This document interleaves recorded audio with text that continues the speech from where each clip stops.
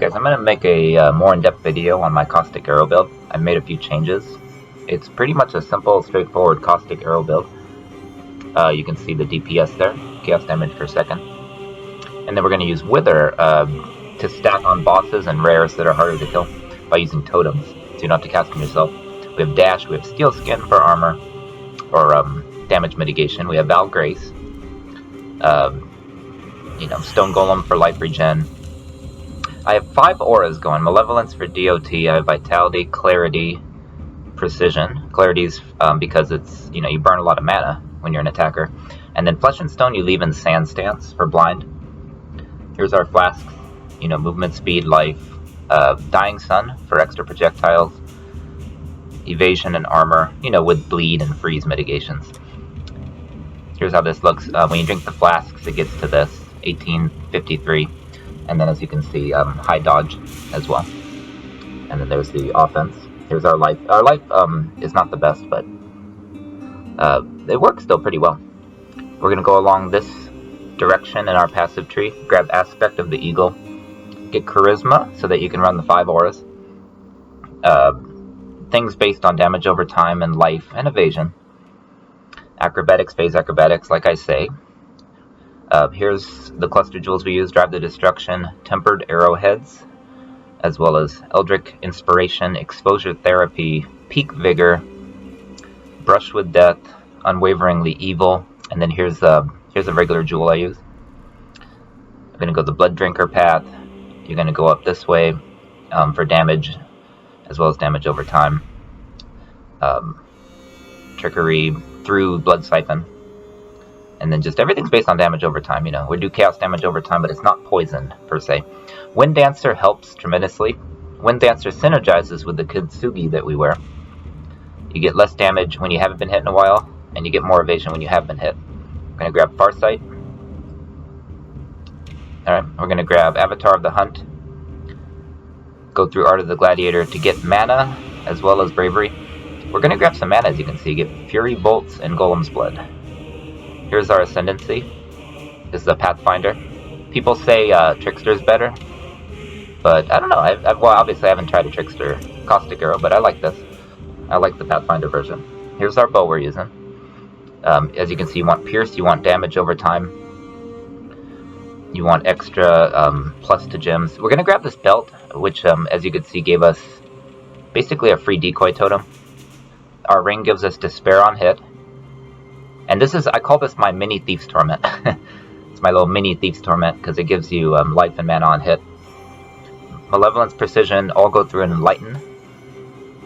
Grace is by itself. Flesh and Stone in a perfect world. Here's Clarity too.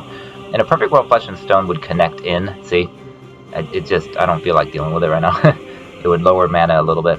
Here's our totem with Clarity. Here's our helmet, gives us Caustic Arrow damage. This amulet here gives us some strength, but it also gives us atrophy, so that we don't have to walk over to it. You can see it's very nice for Caustic Arrow. This is, of course, an Anomalous Caustic Arrow build, using damage on full life. Anomalous gives you chance to wither instead of increased area of effect. Vicious Projectiles, Void Manipulation.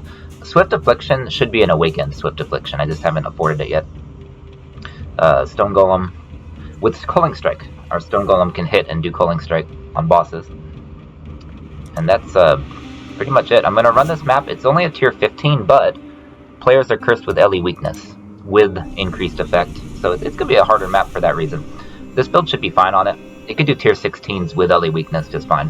Which is nice because, generally Rangers are kind of squishy. They don't have a lot of, life. They have their decks, and so they don't have a lot of ways to get life and armor. But you can see how this works. I have my Mirage Archer helping to attack. Cursed with LE weakness, it's not too bad. I took a little damage there. Harder bosses that you see, you're going to want to throw those totems down. Otherwise, you don't need the totems, generally. You can see the Despair on hit. Pretty fast moving. And then those purple things on the ground. Here's an Abyss. Those purple things are withered.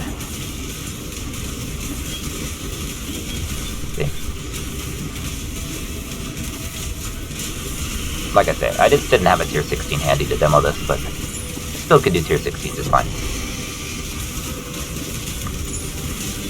I'll go back to those items later. Now you could do like Pierce support, but my quiver gives me Pierce, so I don't worry about it, because I have 1 Pierce anyway, and then it kind of hits the ground anyway, and so you don't need too much Pierce. Oh, that thing in the corner, these bows, see how they're these phantom bows? They're coming from Word of War, if you're wondering. I don't know if they really do anything, but that's what I got through lab. Could this build be fine-tuned? Of course. I could slam some exalts on my gear. I could invest more money into buying shit, but it's running okay. Like, it could do bosses because of the Wither Totem, and then doing Despair on hit. All my builds are custom builds. This one has a lot of like overlap, needless to say, with other Caustic Arrow builds, but this is my Anomalous Caustic Arrow build. You know, the concept of the totem casting Wither is not my own original creation, but the path that I did on the tree is, and as well as the cluster jewels I'm using, which work pretty well, as you can see.